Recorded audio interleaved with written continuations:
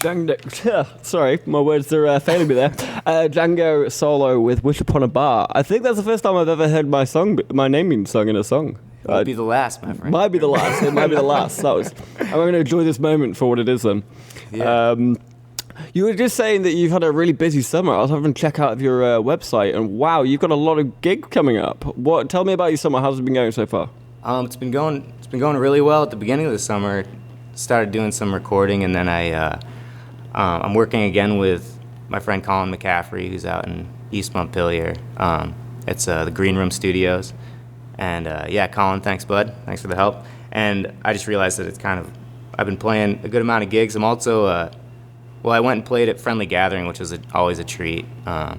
Thanks, Jack Matrani and Danny Davis, for having me over to their party. It's a great time. You got to tell me a bit more about that. Friendly Gathering is I'd say famous around these parts, infamous in other parts. Big long weekend of jam music and folk music and lots of good locals. And tell me how your experience of Friendly Gathering was. Oh man, it was great. I played. One of their sponsors is Martin Guitars, so I got to play a really nice Martin guitar in their Martin Dome that they have, and it's really nice and cool in there. And it was super hot that weekend, so people were happy to come in. They have nice kind of beanbag chairs, and people were relaxing. And you got the perfect music for that as well. Yeah, that song is definitely just trying to write a kind of kickback love song and summer vibes and all that. But it was great, and then there were some great bands there. Upstate Rubdown played there; they're fantastic, and Green Sky Bluegrass played, and they're so much fun, man. At midnight pot was legalized officially, and they did after midnight. We're gonna let it all hang out straight at midnight and straight into. Because of course no one was smoking any weed prior to midnight. Of Absolutely course. not. Yeah, and then everyone just prohibition ended, and everyone somehow discovered a bunch of weed in their pockets. It was weird. Yeah, it just happened to be growing right there. So it's quite a coincidence. Yeah, and then they did legalize it, which was just a straightforward reggae tune, which was awesome to hear Green Sky do that. But it was a bunch of fun, man. And the silent disco DJ Taco, he's just so good. Yeah, he just had his anniversary weekend last weekend. Mm-hmm. So shout out to DJ Taco for being Burlington's only DJ, apparently. Right? Yeah, they closed, and they did that all of the Lamp Shop and Radio Bean, the whole place, and I guess it was great. Yeah, I heard good things from it. I was planning on going as well, but it was the weekend I got back from. I've been away to England, and England was a lot for me. So I thought maybe one more DJ night probably would send me over the edge. So unfortunately I had to miss that one, but I heard good things. After a techno festival, I think maybe. Yeah. Laying down I know after Electric Zoo, when I went there in 2014, I needed to lay down for a bit after that. Right, you need to take sense of yourself, recombobulate. Yeah. Maybe it's 2000. So you play Friendly Gathering. That's obviously going to be an incredible gig. I've also seen quite a lot of videos come up on your website. One of which really took on the old heartstrings was the one you did at your dad's bookshop. Yes. And I know you play with your dad, you jam with your dad quite a fair bit. Just tell me a little bit about that video and kind of what inspired you to make it, and how the whole thing went down. Yeah. Well, since I've officially moved back here now, I kind of was I think last time I talked to you was around Christmas, and I was kind of dipping my toes into seeing about moving back here. And the winter didn't put you off at all. It was a very long winter, man. Yeah. Making it through the winter, I know. Yeah, it's not the easiest thing to do. If you can do it here, you can do it anywhere. It was great. I've been working at my dad's bookshop part time since I've been back too. He has the Country Bookshop, used bookstore, and in Plainfield, Vermont. And I needed to shoot. I wanted to shoot a Tiny Desk audition video, and my friend Ben Youngbear, who has Setting Sun Tea Hut, which is he does a lot. He used to work at Dobra Tea here in Burlington, but he has a tea house out in Plainfield, and travels around doing tea. He's actually going to be. I'll talk a little bit about this yoga festival I'm going to be playing at this weekend, and he's going to be serving tea there. But he filmed it. He's filmed a few different videos for me.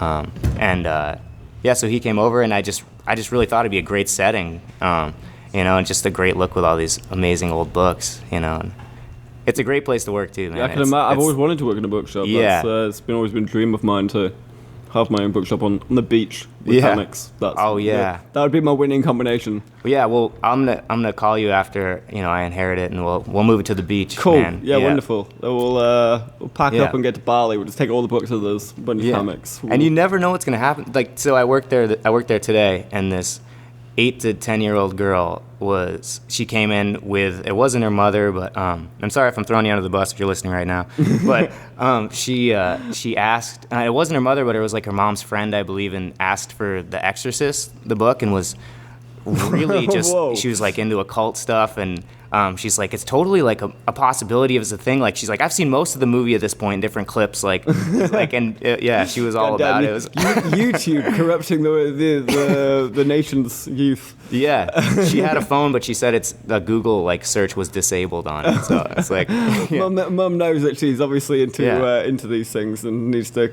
curb her curiosity a little bit. Yeah, no, I watched the video, and it was really beautifully shot. There's a few more on the website as well. And you say it was the same guy that did all your videos. He's done, he did like the Naive Melody. I did that Talking Heads cover, and he did that one. And then he also did Happy Just to Know Your Name, which is on his property. Was that the one where you're going through the woods and there's like a close-up of a centipede and... Oh, that one? No, and that one was filmed out in Oregon. Okay. Yeah. Was that the Oregon Tiny Home Sessions? Yeah, the same filmer. Yeah, my friend Rob, great guy. Real gorgeous footage, and your music goes so well with it. Anyone listening, I'd really urge you to go to DjangoSoulo.com and check these out, because it's just you stick it on, and the video and the music just pairs so well together, and you just take it into the woods wherever you are. It really is gorgeous. Thanks, Tom. Let's hear another song. We're chatting about all this, and I think it's about time we listen to a few more licks. Yeah, that's great. Here, maybe I'll try this little tune. This is off my first album, and I don't play it a lot, so I figure I'll try it out here. But this is, I just recently celebrated 3.5 years of sobriety, which is a pretty cool for anyone that knew me, 5 years ago. That's something pretty crazy. So that's a massive congratulations to me, man. I didn't know you 5 years ago, but 3.5 years sober is incredible. So congratulations on that, man. Definitely, and and happy to be here. But this is kind of a song, I wrote just about my experiences with it, and kind of letting go of a lot of things that were at one time pretty fun. All right, here we go. What's the name of the track? Who am I to say? All right, it's called Change Your Ways. Yeah, Change Your Ways. Django Soulo with Change Your Ways. Take it away, man. Yeah, now I remember the name of my song.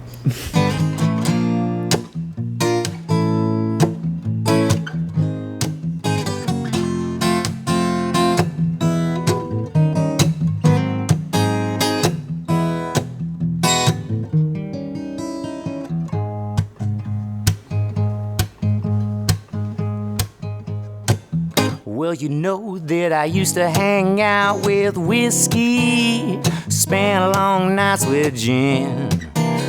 I used to get down with some old crows, but now they're not my friends.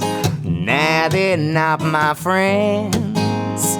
No, no, no.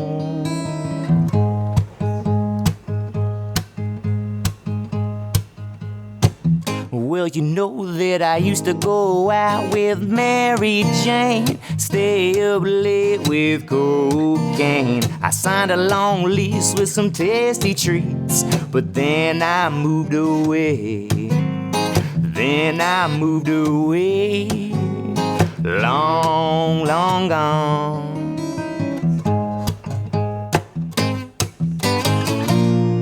Have you ever really been yourself? Plant your feet up on the ground, see what grows, take a look around this world we sway. But who am I to say, change your ways?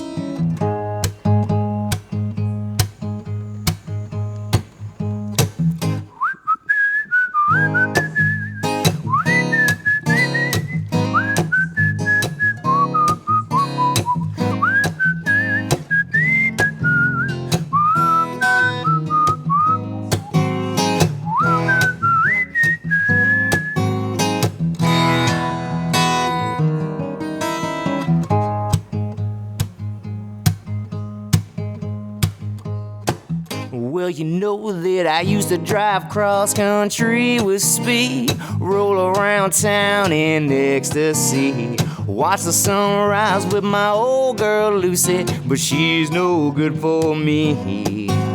She's no good for me. She's so bad.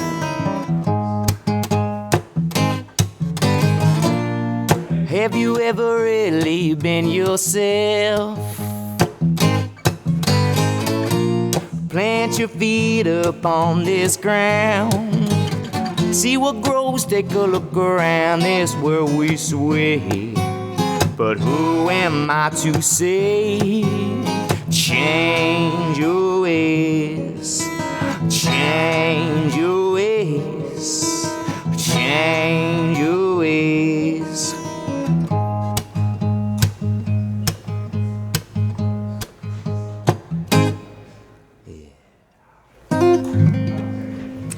Django Soulo, that would change your ways. Yeah, right. Listed off a laundry list of different chemicals there. That was That's the laundry list right there. yeah, you definitely were a different person 5 years ago. Some of the I can highlights. imagine. Yeah.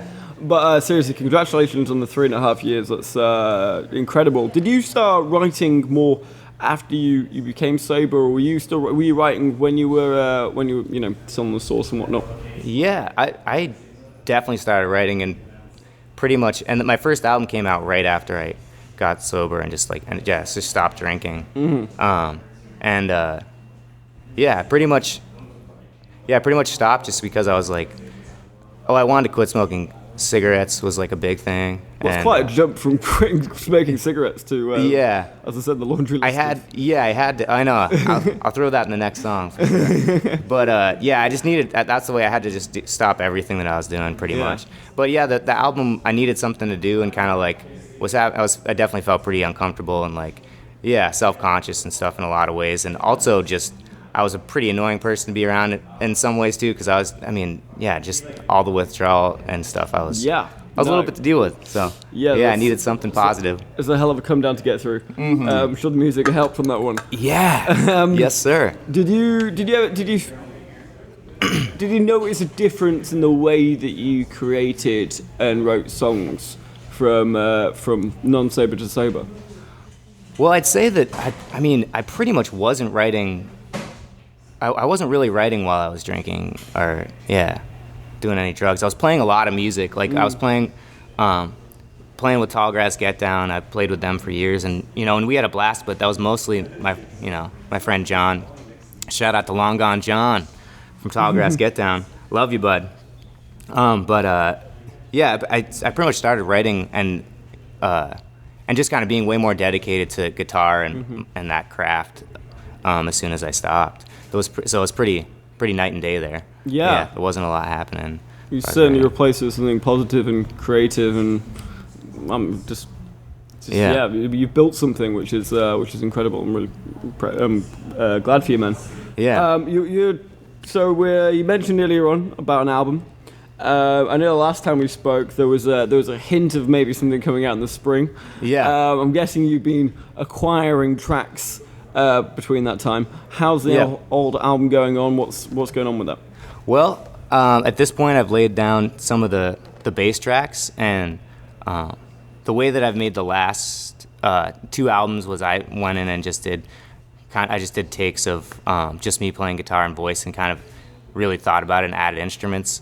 And I think at some point, when I have a band, I'd love to go in there, just put together a band for an album. And I think that there's, I really look forward to that, because I think there's a lot. You can hear the electricity that happens, and and there's a lot of magic that can happen in the studio when you're playing live. And I try to do full takes, as much as I can for that, and just try to capture as much music from the heart for that. But so I have the bass tracks, and then I kind of I realized that winter, like a couple things. One, that I'm just busy in general this summer, and it feels kind of rushed to really go into it. And then the other thing is that winter is really a good time for me creatively, and I find that there's not a lot that I want to do, and also I'm super happy to be inside a lot. It's shocking. Yeah, yeah. I think you might know what I'm talking about. I might know what you're talking about. Yeah. I find my gaming definitely picks up in the winter. I'm not quite as interested in the summer. Yeah. I look forward to I just got my Game Boy and a bunch of games, so I'm all set, man. There we go. And so I might not be making albums when we move the bookshop to the beach, but, I think it'll still be worth it. You'll have a few under your belt at that point. You can just play the classics. We'll just try out a few best-ofs. Yeah, exactly. Yeah, just greatest hits over and over. One thing I've just noticed while during this interview is every time I've seen you, you've had a different hat with a different pin on it, and occasionally more than one. Yes. Tell me about your hats and your pins. Okay. Well, this hat that I'm wearing right now is, and that's the only thing I'm wearing, by the way. We're all naked in the studio. In the studio, we're all naked. But so I have a hat from Knights Ferry, which is in California, and that's right outside of like at the base of Yosemite. When I was playing with my friend's band, Tommy Alexander's band, Ty Alex, we were on tour, and we would go there, and it's this great, super small town, and it's where this guy Willie T. Taylor lives, who's a fantastic musician. He's like a walking... What a great name. Yeah. I mean, you got a great name, but Willie T. Taylor, you can't be anything but a folk singer. I know, like that. He's like a walking... Yeah, he just is Mark Twain. He's just like this walking folktale, and you're like, how... he just kind of like swarms into your life and then comes out, and it's like this amazing, beautiful tornado of just lovely human being. And he lives there, and they have a general store, and that's where this hat's from, and and it's a ton of fun to play there. And as you come back, it's like once you play there, and if you're good, then the whole town, they all support you. You play at the general store? Yeah, they have Sweet. It's great. It's kind of like a little bit of a speakeasy vibe there, and and actually, as I'm saying this, I realized that I feel like I made a promise to keep this place a secret at one point. So it's like, it's in Mexico, but it's pretty great. And it's terrible. No one likes to go there. Don't go there. But it's awful. There's a beautiful river there, and it's actually just a 7-Eleven these days. Yeah, exactly, exactly. Oh, and then the pin that I have, which is great. It's like a fox playing a guitar, I think. Yeah, it's a fox playing a guitar and playing a Telecaster, I believe, and it's from Martell's at the Red Fox, which is in Jeffersonville, and shout out to Martell. He's got a great venue. And he has a huge, really nice stage, and he has a whole summer series that happens there. But then if you look, it's super tiny, but on the headstock it says Martell's in tiny letters. I don't know if you can see. Yeah, the camera check it out. Pick it up. Yeah. I'm glad both of those things come to the story. Do all your hats and all your pins have stories? I mean, yes, I guess so. Yeah, and definitely wear my Friendly Gathering hat a lot too. That's another one, but yeah. Well, talking Friendly Gathering and talking about the gigs, as I said before, I went on your website and your August is just packed. Your September pretty packed as well. Tell me about, is it like a mini tour? Is it impromptu? What persuaded you to be like, right, this summer I'm just going to play everywhere? I think I got pretty excited about, booking in Oregon. It takes a while, and it's possible. I never really just fully dove into that, and I would play some shows here and there, and a lot of the times, God bless you, Tommy Alexander was booking a lot of the shows and helping me out in that way. But here I played in a band for, it's I know a lot of people. I've lived, the larger percentage of my life here, and I still have a lot of connections from when I played in Tallgrass and did other things too. So I just kind of have been, super happy to be able to just call someone on the phone and be like, I would like to play this day. And they're like, oh yeah, sure, that sounds great. It's just easy. The network is here, and and it's a great super supportive state in that way. So Yeah, a real close community. I've heard it's quite different in other states. Yeah. In comparison, it's a bit more cutthroat, whereas in Vermont it does seem that all the musicians help each other out. Yeah. And talking of which, you want to get a band together for this album. Have you got any people in mind? What's your dream team looking like? Well, I guess it's somewhere down the road, and I think definitely I've been playing every Thursday at the Skinny Pancake in Montpelier and with D. Davis. One of us is there every Thursday, but we've been having different people sit in every week, and he's definitely someone that I would want on board. He's got a really good ear, and he's just a great guy. I love him. We're good friends. And it really depends. I love playing with Carrie Cook, who used to play in Tallgrass with us. She's a great upright bass player. She plays with Steady Betty now, and I love Steady Betty. They're a fantastic group. They're so great, and they're rockers. I think and I've been thinking at this point for this album, I might try to do most of the instruments myself if I can, and then kind of do some. And have some live tracks in there too, because I've been recording a lot. Like I did a residency at Nectar's in May, and I've been and I did a show with D there as well, and been wanting to use some live recordings to just kind of give a different side of.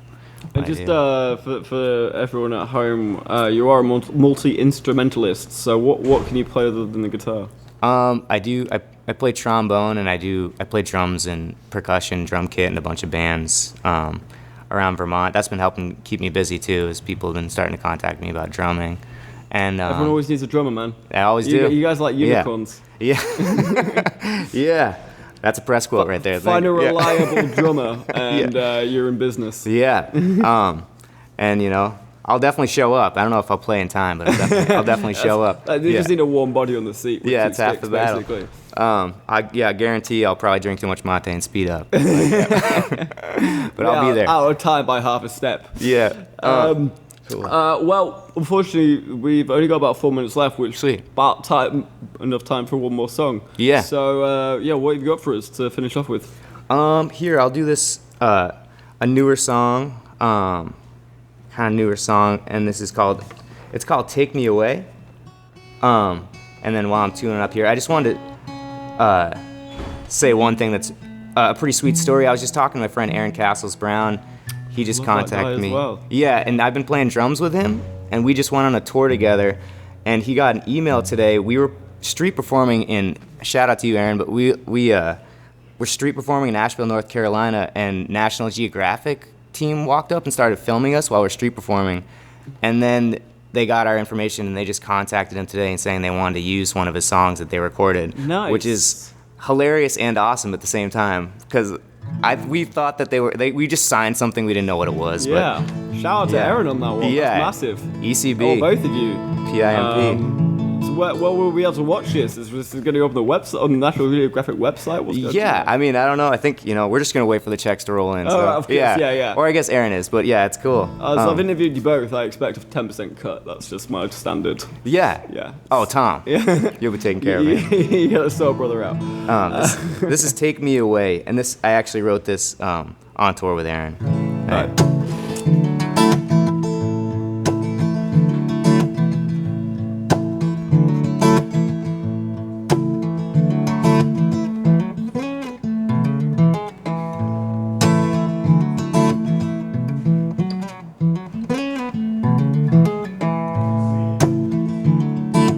Woman, I cannot stay.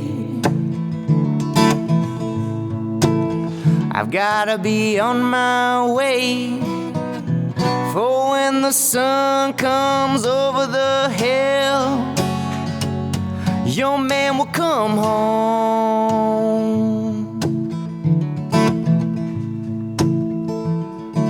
Sometimes I feel like a big blue whale, swimming in circles, chasing his tail. I spend my whole life hammer and nail, and it's time to go.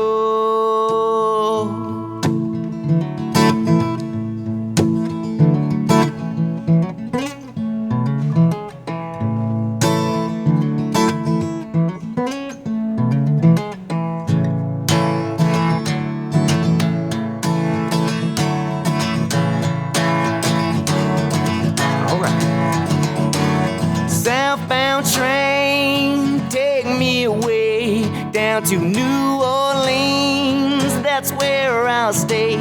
Too much bad cocaine, heartache and pain. North Carolina, wash away with the rain.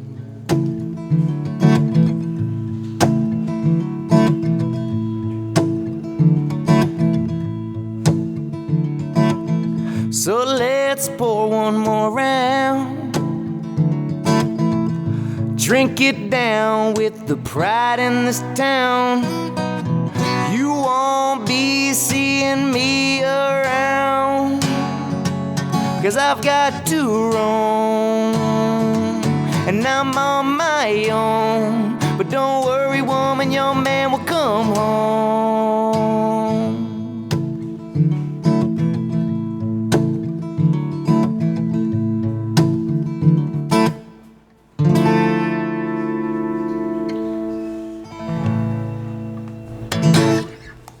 Django Soulo there. What's the name of that song again? Take Me Away. Take Me Away. What a perfect song to be singing in Nashville. Yeah. Asheville. Sorry, not Nashville. That's Tennessee. I'm North Carolina. Hey. But great song. Thank you so much for coming in once again. Tell everyone exactly where you're going to be playing in the next few weeks, just so everyone knows. So I got some gigs coming up. I'm playing tomorrow, August 2nd. I'm playing at Skinny Pancake in Montpelier with D. Davis, as we do, and we're gonna have our friends Steve Goldman and Greg Evans playing with us. They're from Red Hot Juba and Hot Box Honey. Some sweet guys there, and get it. And August 3rd, I'm gonna be playing the Vermont Be True Yoga Festival.